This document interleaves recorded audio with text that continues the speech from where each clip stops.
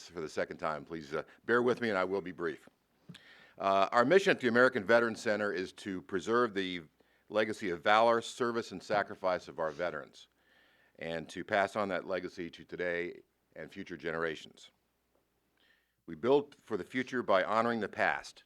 Education is a central focus of our efforts, and that is why we are so delighted to see more than 500 high school and college students, including cadets and midshipmen from 4 of our military academies and 10 colleges and universities attending this week's conference. You young people present have an opportunity to walk with history. You will hear from and meet veterans of iconic battles, including the D-Day landings at Normandy and the Battle of the Bulge. You will meet members of the legendary Tuskegee Airmen, the only Air Force ace pilot from the Vietnam War, a Rosie the Riveter who began working in an aircraft factory in 1942 and is still working today at age 93. You will meet decorated veterans from World War II, Korea, Vietnam, Iraq, and Afghanistan, from 3 recipients of the Medal of Honor. Some of these speakers will be just a few years older than you. All have fought to preserve the freedoms that we all enjoy in this country. When the great General Andrew J. Goodpaster used to give the keynote speech for our conference, he would tell the young people in the audience that World War II was won largely by soldiers, sailors, airmen, and Marines not much older than they. And Ronald Reagan observed that freedom is never more than 1 generation away from extinction, and that it is the challenge of today's young people to preserve it for yourselves and for generations to come. And so I hope that you young people will draw strength and inspiration from the heroes that you will meet, and that you will resolve to be worthy of the great legacy that they are passing on to you. I would like to express my deep gratitude to the United States Navy Memorial for serving as host for this conference. They do so without charge, I might add, as part of their mission. It is no exaggeration to say that we could not hold this conference without the United States Navy Memorial. Now it is with pride that I introduce our moderator for the first 2 panels, Mr. Tim Gray. Tim is chairman of the World War II Foundation, and their mission is to, like us, preserve the legacy of, in this case, the World War II generation. They do so primarily by the production of excellent documentary films, which are shown on public television. Tim is a multiple Emmy Award winner and has done some great work preserving the legacy of our veterans. So please welcome the chairman of the World War II Foundation, Mr. Tim Gray.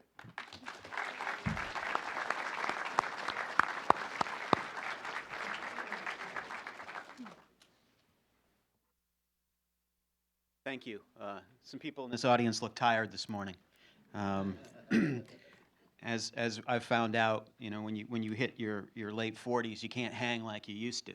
So for the younger audience here, continue, please, to hang for guys like me. We've got a great panel this morning, The Greatest Generation, Americans in World War II. And what I'd like to do with this panel is we'd like to really make this an interactive panel. So I'd like you to start thinking of some questions that you can ask our friends here who have lived through, fought, and served America during World War II. So I will ask the first question, and then after that, you are more than welcome to raise your hand and ask a question of any of our panelists. And as the old person's glasses go back on, I'd like to start introducing first Marty Jackson. Marty is at the end of the table, the handsome man in the black suit at the end. Yes, I did say that, Marty. He's a character. Marty's a character.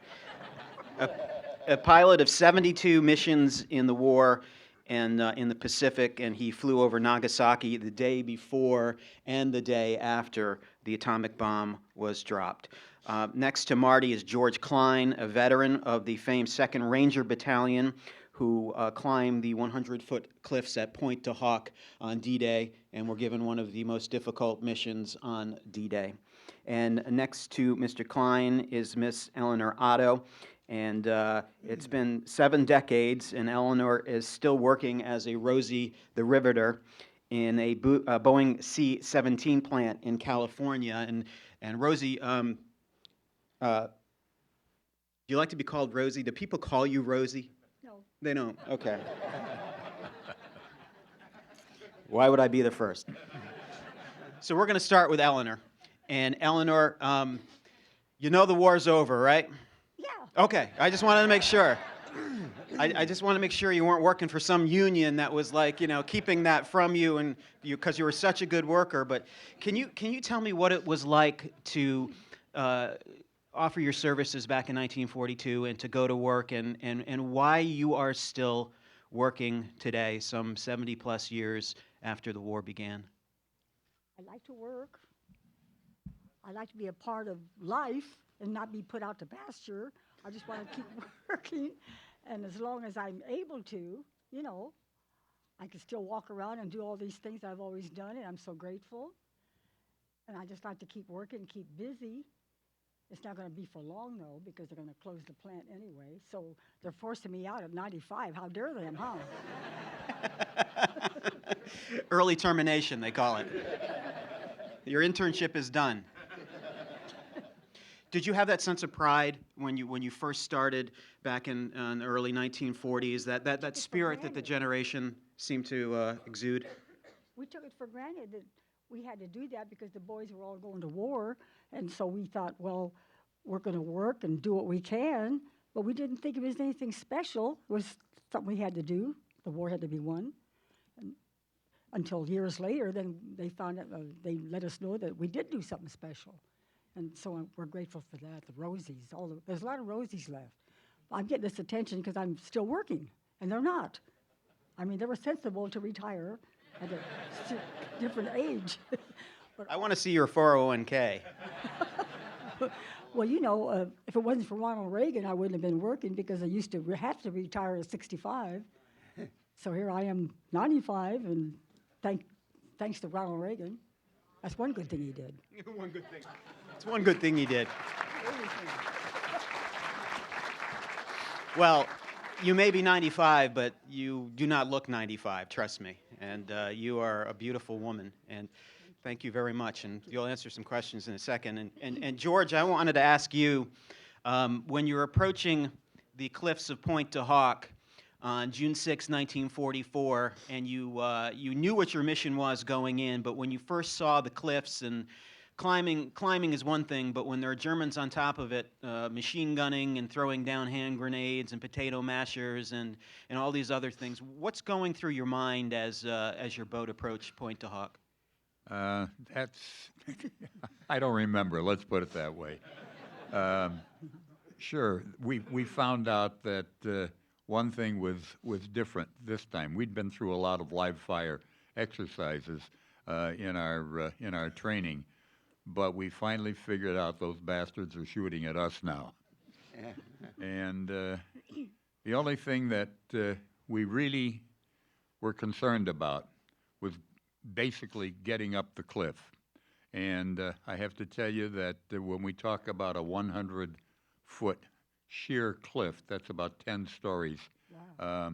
It really was not, I have to be honest with you, because the bombardment, the shore bombardment hitting the chalk cliffs had created a ramp, really, that went up probably about 30 feet.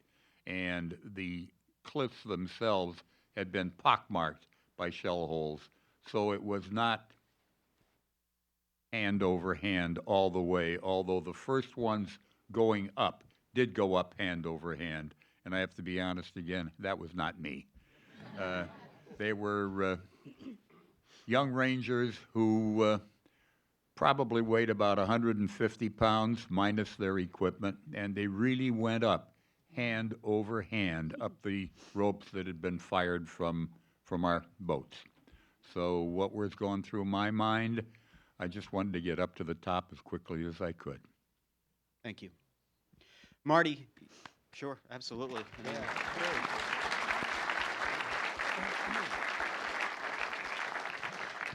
Marty, in World War II, you flew a variety of different planes. You flew the B-25, you flew a P-47 and a P-40. Not overseas, no P-40. No P-40s, okay. Yeah, The 47. C-47 and P-47. But the interesting thing you told me is that they would just tell you to go to a plane and say, go fly that plane, because you had wings. So one day you may be on a 47, and then you're flying a C-47, which isn't exactly like a P-47. So just because you were a pilot, you had to learn to fly a variety of different planes, and that was on-the-job experience. Okay, first of all, I'm going to make a disclaimer. I am no hero. I just did what I was told to do, and I did nothing special, all right? And I'm sort of shocked to be here going through this experience. And the only one that's going to be more shocked than I am is my former squadron CO when he learns about this. but okay, first of all, the biggest mistake I made when I went overseas, I didn't start keeping a diary. So everything is confused, and I should have kept a diary, because you forget so many things, and what you did and where you went. I was told many times where to go. But anyway, we went overseas, 75 of us, in September, first part of September 1944. And we were all P-47 Thunderbolt pilots. Immediately when we got there at NADSAT, which was the replacement center, the word went out, we have a whole new Air Force here. Because they were used to getting replacement pilots like a half dozen at a time, or maybe 10. But when 75 suddenly show up, wow, what's going on? Word spread all over the place. Immediately, about half of us were deployed to the fighter groups, 58th, 348th, and the 35th. I was among the undeployed. And so they let us fly around there for a couple of days because we hadn't flown in a couple of months. And it was nice to fly a plane again. And the plane we were flying had 8 machine guns in it, fully loaded, 474 rounds per gun. This is all 50 caliber. So it flew a little different than the planes we were flying in the States. We only had 2 machine guns. Anyway, shortly after that, they captured Morotai Island in the Halmaheras. And I'm sitting in ops, and Colonel shows up there, the CO of the base. I didn't even know who he was. And he motions to me, and I drive up there, salute him, and he says, okay, tomorrow morning you're going to meet me at my B-25. And you're going to be gone maybe 2 weeks. You're going to be my co-pilot. I said, sir, this is a fighter ops. B-25 ops is down the road. He said, I know that. He's the CEO of the base. I don't know that. So anyway, yes, sir, I'll be there. And so next morning I meet him, and I meet at the airplane, and it was a B-25H, gorgeous aircraft, and brand new. And I tell the crew chief, I know what I'm doing here. I said, I've never flown a twin engine. The only thing I know about twin engines, if you're flying the twin engines, you lose one engine, you got enough power left to get to the side of the crash. That's what so anyway, so he says, don't worry, the Colonel will take care of you. So sure enough, he shows up. I jump in the co-pilot seat there, and he fires up the engines. And the B-25 had individual exhaust stacks on each cylinder, no collector ring. And so he fires up the engine, and I got my window open, of course, and I'm listening to the engine go fart, crack, pop, bing, through. I look at the Colonel, I say, I think there's something wrong with that engine. He laughed at me, and we taxi out to the runway, and he fires up the engine. Sounded great. So off we go, and he got up about 500 feet. He says, okay, climb the 10 Angels, and this is the course. So I start flying it. Flew very nice. And we flew up to Morotai Island in the Halmaheras. They just landed there about 5 days before that. And he spent, we landed at Hollandia first. That was MacArthur's headquarters. And he spent a day there, and I had to stay in the transit camp. And then the next day we went to Morotai, and he spent 2 days there. I guess he was visiting his buddies. And I stayed with the enlisted men. And Morotai Island had been the Palmolive, the soap company, Palmolive, and they had all these palm trees, and they hadn't been harvested for about 3 years. And there were coconuts all over the place, and these trees were planted about 16 feet apart. And the enlistment there said, don't get off the path. Don't go near the trunk of the tree. Those coconuts are dropping like man, it'll kill you. And sure enough, all you heard, boom, boom, boom, because the clusters of coconuts around the bottom of the tops of the trees. Anyway, this place was under attack 24/7 by the Japs. They were sending planes there all the time, and especially heavy at night. So I spent my first whole night in a foxhole. In the morning, I climbed out. You can't be surprised what climbed out with me. Lizards, centipedes, land crabs. I said, wow. Then I had to spend a night. I looked forward to the second night. But that's the way it was. Not too many mosquitoes because it was Coral Island. So water doesn't accumulate. It's like sand right through the coral. Anyway, after that, we went to Owi, O-W-I, Island down in Dutch East Indies and over to Biak, B-I-A-K, and then back to Nadsat. About 3 or 4 days after that, I ferried some brand new P-47s up to Numfer Island in the Dutch East Indies. That's where my future 58 fighter group that I'd be assigned to was located. I hadn't been assigned there yet.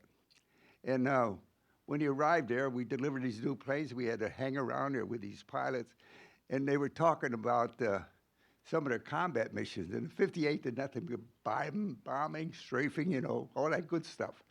And they were telling about one of their pilots came back from a combat mission, all shot up. He couldn't slow the plane down enough to land. So the CO's looking around. He says, you're going to have to bail out. He says, okay, I'll bail out. CO tells him, now listen, the best way to bail out of a jug, open the canopy, roll her over, unfasten your seatbelt, and push the stick forward. He flies around for a couple minutes, calls him, tell me, what's the second best way of bailing out?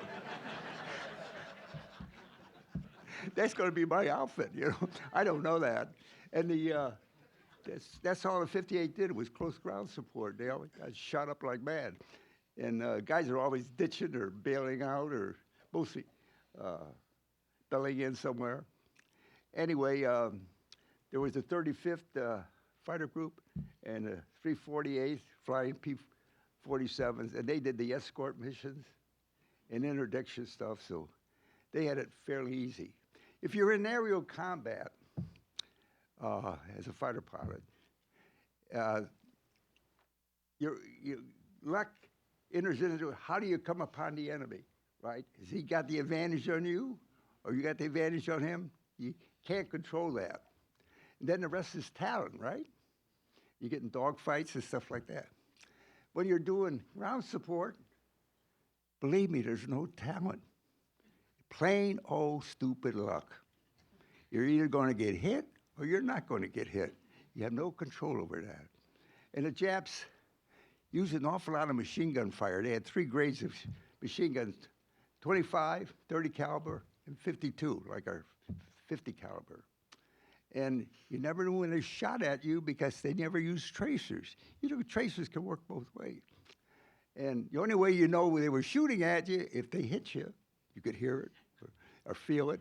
And I have never had that experience, thank God, of being hit. But guys would tell me. And the other way, when the bullets lost their speed, they would tumble. And you could see the bullets tumbling. So you know they had been shooting at you. And the best way, if you looked down and you saw the muzzle of the machine gun and went blinking at you, they couldn't hide that. And it was great when you could see a guy blinking at you ahead of you. You know, you could swing over, boom, you had 850s. He wasn't there anymore. He was blinking out of it. Anyway.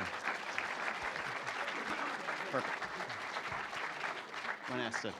We want to get the crowd involved a little bit to have them to be able to ask you guys some questions as well. So We have a question over here on the left. For George. More favorable circumstances than George, but when you were trying to scale the heights of Point du Hoc, do you know what the casualty rate was for the first wave of Rangers who scaled the cliffs? Well, basically, most of our casualties happened after we were up at the top.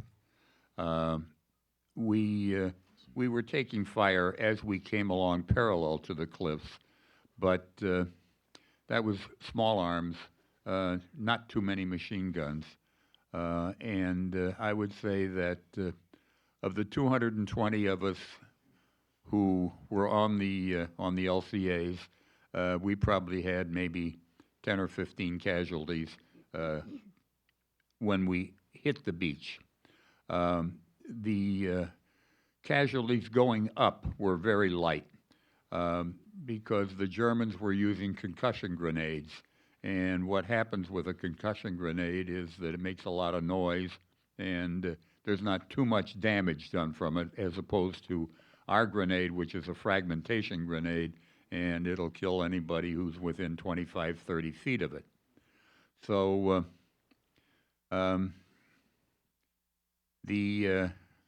rather than tell you what the casualty rate was, let me tell you that out of the 220 of us who landed, there were about 30 who had not been wounded one way or another. A question up there. Yes, ma'am. Miss Otto? It's for you, Miss Otto. I'm just curious as to what the general reaction was from the Riveters when they were let go after the war was over. She wanted to know if she could borrow some money. She wanted, again, I don't have that much.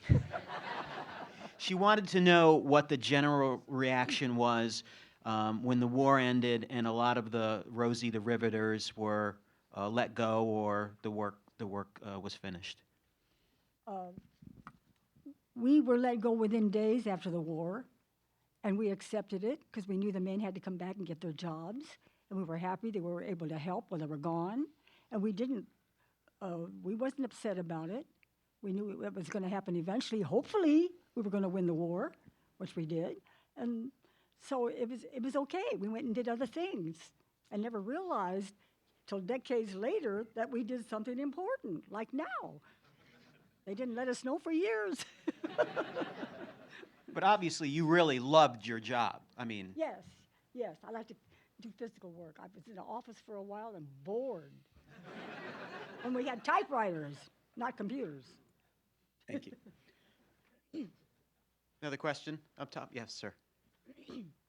I know you guys don't like the label of hero, but I do want to thank you all for your service and tell you that you are heroes to me. So I thank you so much for coming out here.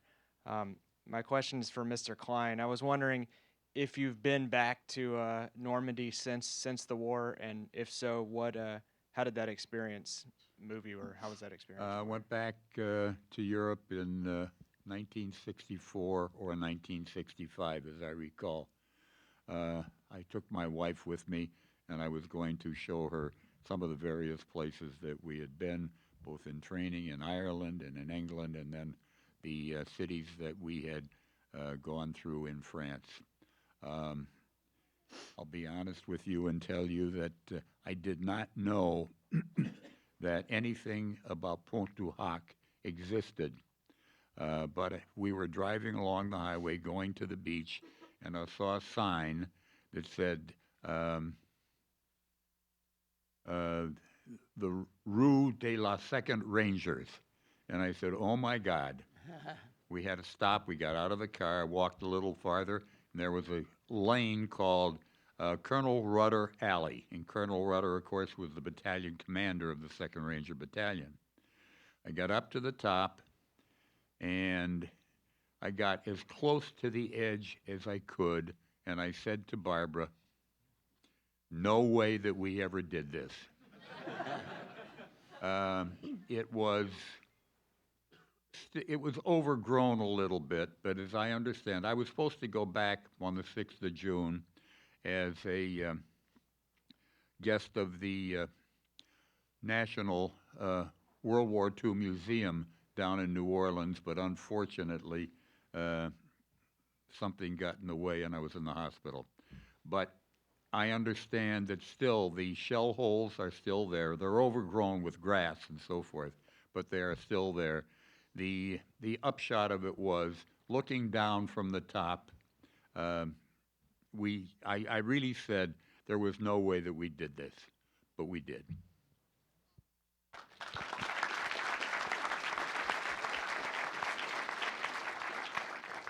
Another question up top. Yes, sir. George, were you scared when you got out of your boat? Yes. But I would say that anybody who is taken under fire and is not frightened is crazy. Because you see almost instantly the people next to you who fall. And after a considerable length of time under fire, you begin to think, why them and not me?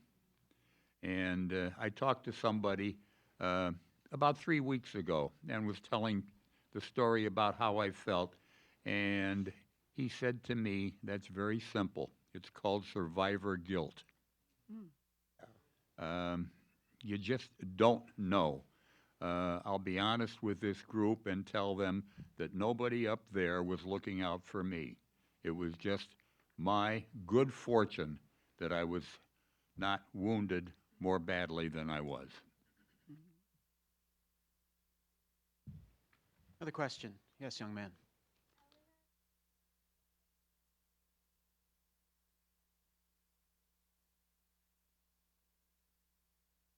I couldn't hear it, Tim. There's another young kid looking for money. Start early, young man. He wants to know how was your experience working on the planes? Is there something that you enjoyed most about the work on the planes? And were you working on all different kinds of planes, or just B-17s, or? Well, the last 25 years I've been working on a C-17, yes. But back during for the war. Air Force.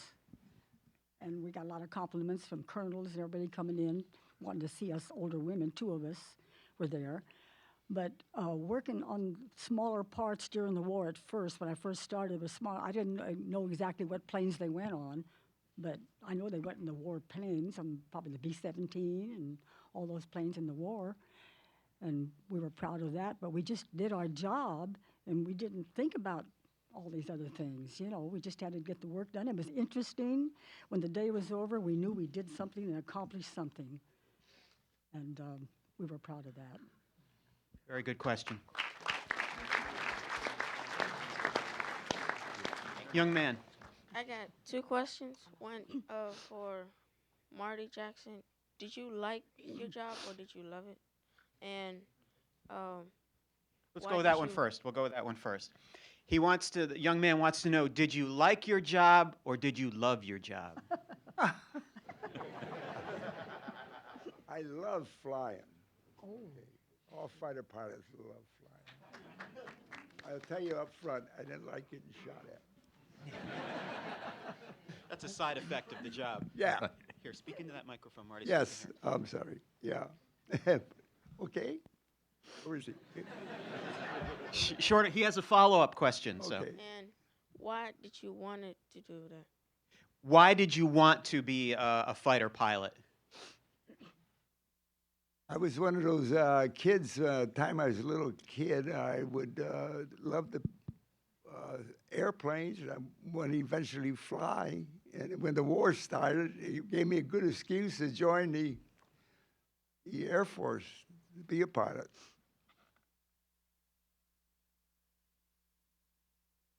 Yes, miss. Okay. Mr. Jackson, this question is again directed at you. Can you please share with us your thoughts the day after the atomic bomb was dropped on Nagasaki as you were flying over the city? Very good question. What were your thoughts about flying over Nagasaki on the day after and what you saw and what was going through your mind? Let me tell you the whole story. I can do that. My outfit was in Porac, Luzon, not too far from Clark Field. And we were ordered to go up to Okinawa. And boy, we're very excited to go up to Okinawa because all we heard about kamikazes, and we hoped we could shoot something down. We were fighter pilots. All we're doing is dropping stupid bombs, you know. And we wanted to shoot down enemy aircraft. So we're going around the camp. Boy, we're Okinawa bound with all the kamikazes hanging around. And then I get the good news. Me and Captain Foster, Fearless Fosdick, we called him, and we were assigned to 5th Fighter Command out of Clark Field. And we waved all our buddies goodbye. We go down to Clark Field. 2 weeks. Anyway, at the end of 2 weeks, the very day our assignment ended, that's when they dropped the bomb on Hiroshima.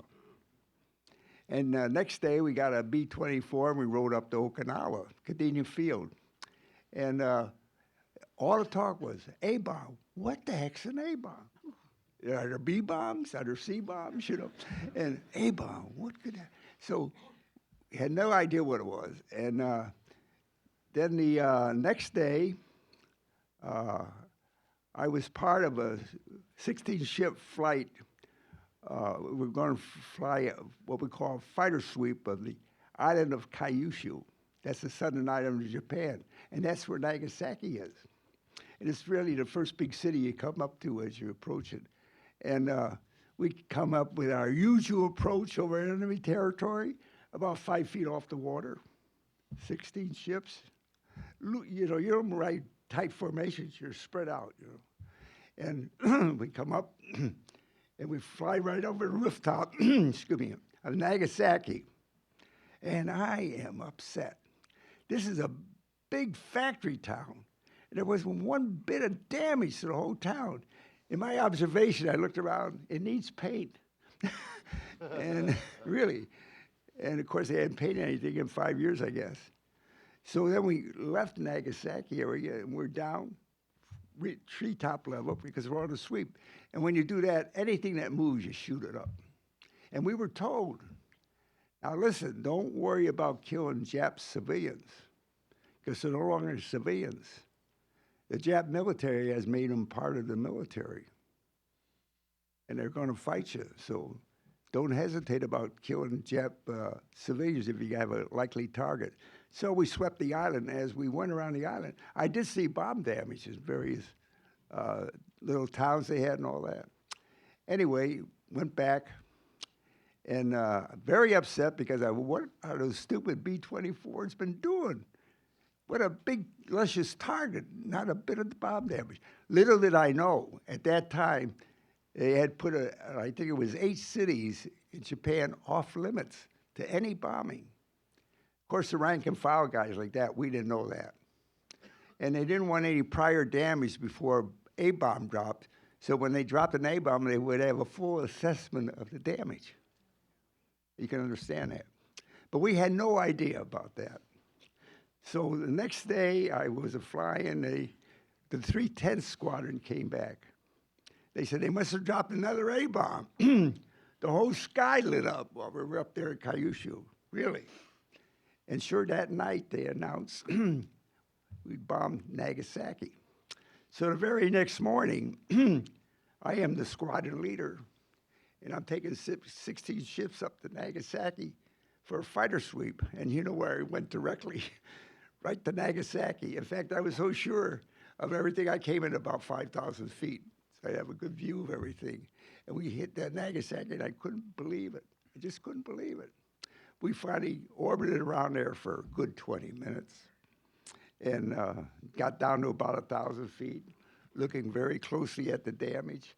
Every single street and sidewalk was perfectly clean. It apparently had showered that morning, and it was wet. It looked like the street sweeper going down there. Because when the force of the bomb pushed everything straight down. But as you flew out towards the edge, and you saw the usual debris of a bomb, you started to see debris in the street and stuff like that. But anything that was combustible was gone. Now remember, this bomb was dropped in the daytime, And in the afternoon, imagine how many vehicles were on those streets, people on the sidewalks. They all disappeared. They were consumed. There wasn't anything that was combustible that wasn't disposed of. The only thing you saw was masonry, bricks, mortars, stuff like that. And steel poles, straight up. No wooden poles, just steel. And chimneys. That's all. Very fascinating. Well, we hung around there, and then I'm the leader, so we have to complete our missions. So we're running low on fuel, so I have to get going. And I told the guys, we gotta leave, because we're all talking to each other on the radio as we're seeing this amazing sight. And we finally completed and went back. And then that night, we all glowed from radiation. Not really. I think I'm going to stand over here. We didn't know a thing about radiation. I didn't find out about it till months later. And why we didn't glow that night, I have no idea.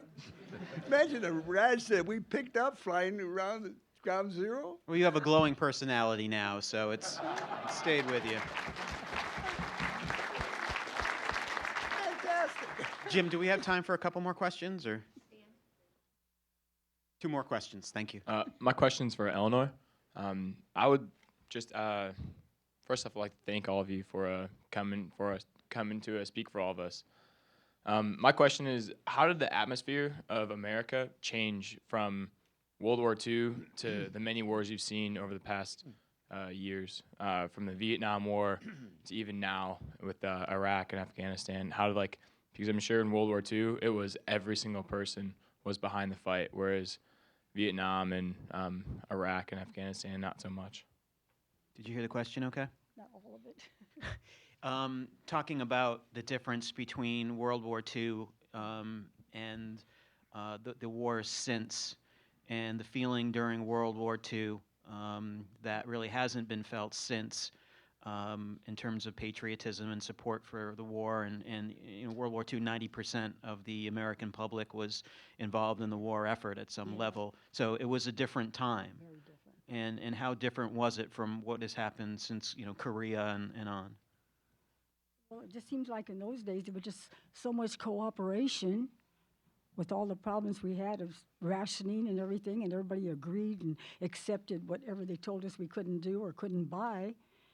And later on, it changed. It didn't seem like people cooperated as much. They weren't happy about what was happening. I don't know. At that time, we all knew we all stuck together because we knew we had to get this war over with. And it was just a different time. I see changes. As 95, you see so many different changes along the way, because that's why they call that the greatest generation, because when we couldn't afford anything, we just didn't have it. We didn't worry about buying anything. We didn't, like they say, keep up with the Joneses. It seems like nowadays everybody's got to have all these little new technologies and phones and fancy things all the time. In those days, we did without a lot of things, because the main thing was to work together and in the war. It wasn't, nobody was selfish.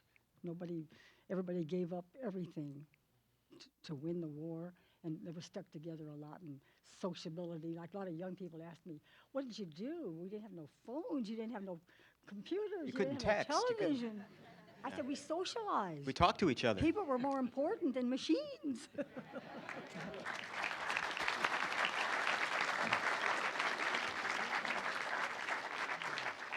One B-17 pilot we interviewed a couple of years ago said that when we asked him about the feeling during that time, he said, well, I'm going to help you, you're going to help me, and together we're going to get the job done. And that's what he said. That was the feeling in the country. And I think you're right. We've lost a little bit of that, unfortunately. One final question. Yes. Marty, this question's for you. Yes, sir. Talking with you over the past couple days has been an amazing experience, and there's one story I'd like you to tell everybody about who actually taught you how to fly. I'm half deaf, folks. I'm okay to touch you, right? Oh, yeah. All right, good. I just want to make sure. I'm not throwing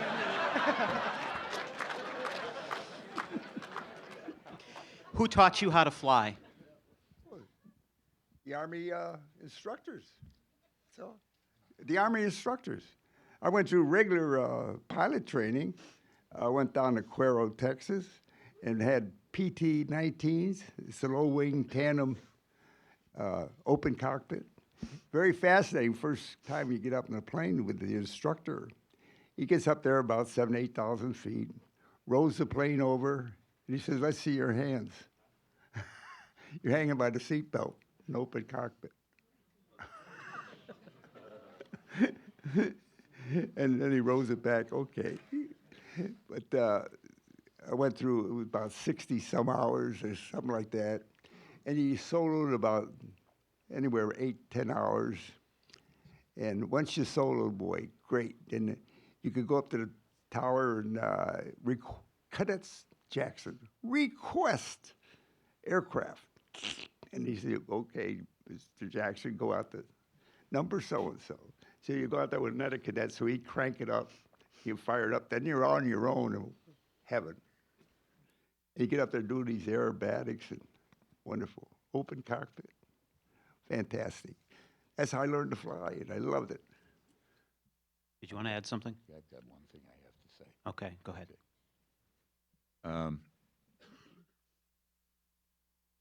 Where's the Navy sitting? All over the place. Let me tell you one quick story. Part of our mission was twofold. Number one was to destroy the 6 guns that were supposed to be in place that controlled both the access to Omaha and to Utah Beach.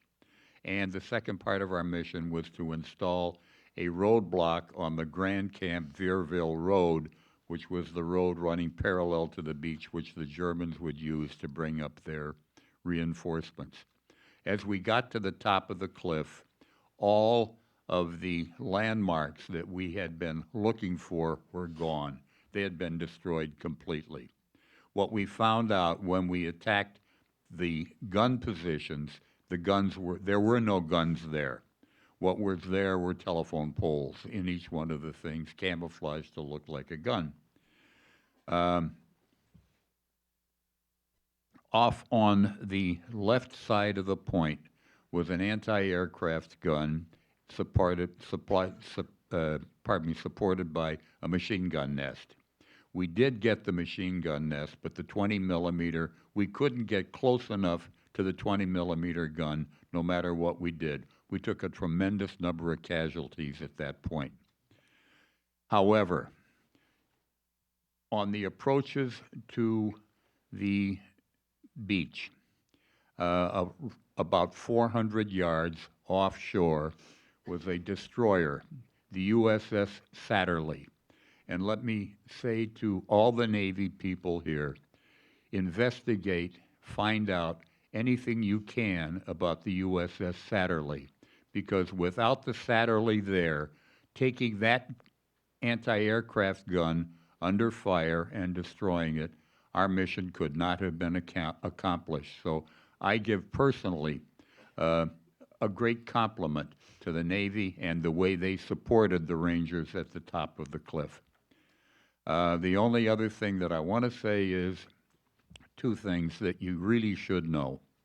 A white flag came up from one of the bunkers, and 2 of the Rangers started for that flag. We yelled at them, "Don't go near that." As they got near the flag went down, a machine gun nest opened up and killed the 2 Rangers. For the next 48 hours, we took no prisoners. And the other thing is, at the end of the day, on a personal note, I got a little bit too close to a German with a bayonet. And he didn't make it, but his bayonet did. It came off the end of a shell hole, hit me in the leg, and caused me no amount of problems on the rest of the 2 days. At the end of the and we established the roadblocks. We held the point for roughly 48 to 72 hours before we were finally relieved by the balance of the 2nd Ranger Battalion and troops from the 116th Infantry who had come up from Omaha Beach. We had pulled back actually from the roadblock because we were now undergoing attacks not in small patrol action, but in large patrol action, and we really couldn't hold up. We had, for 72 hours, we had no supply of food, we had no supply of ammunition. The only food we had was what we called a D ration, which was a chocolate bar made in 1918. The only way you could eat it was to put it on the ground, hit it with the butt of a rifle, and pick up but it was good. Believe me, they were wonderful. So that's a good part of my story.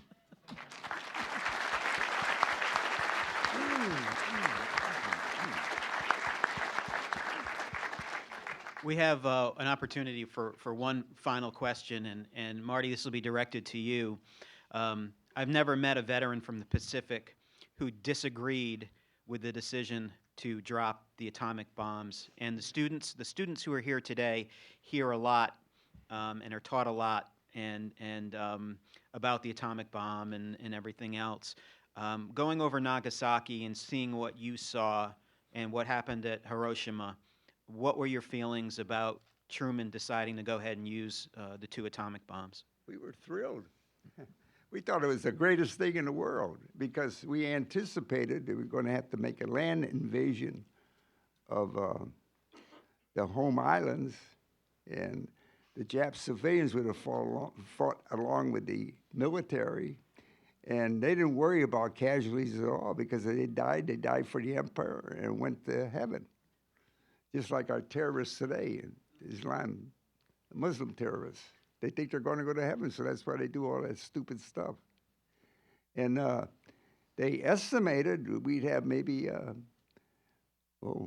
high as 1,700,000, I think, casualties hitting Japan. And I didn't want to kill any more people, and I didn't want to get shot at anymore. And so we were deliriously happy. And fortunately, the Emperor of Japan realized if they kept pursuing their war that he'd wipe out the whole Japanese race probably. Anyway, he had brains enough to call for end of the war, and MacArthur knew enough about the Japanese people that if we let them preserve the emperor, we would have unconditional surrender. And that's what happened, thankfully. And MacArthur was a great, great general. And just to tell you, like when he started to occupy Japan, he told all the American troops, now you're going to go up there and be an occupier. If any one of you abuses a Japanese civilian or any other Japanese, you're going to get court-martialed. And he was tough.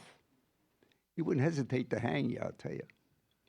And another thing he found out, as soon as he got the occupation going, the Japanese government were going to organize all these brothels to service the American troops. As soon as he found out about that, he said, no way. Didn't have him. Because he wouldn't tolerate anything like that. He's a very moral man. And he also contacted the religious people in the United States. He says, get missionaries over here right away, because people are disillusioned with their religion, and we can convert them to Christianity. He was a great man. Thank you, Marty.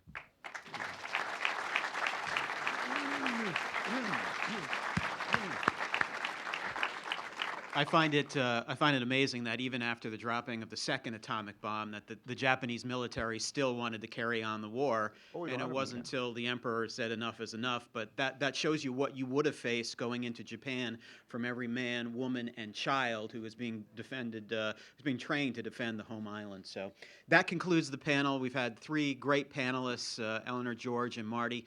Thank you very much, and thank you so much for your sacrifice and during World War II, and we appreciate your time today. Carry on. I could talk for another hour. I know you could.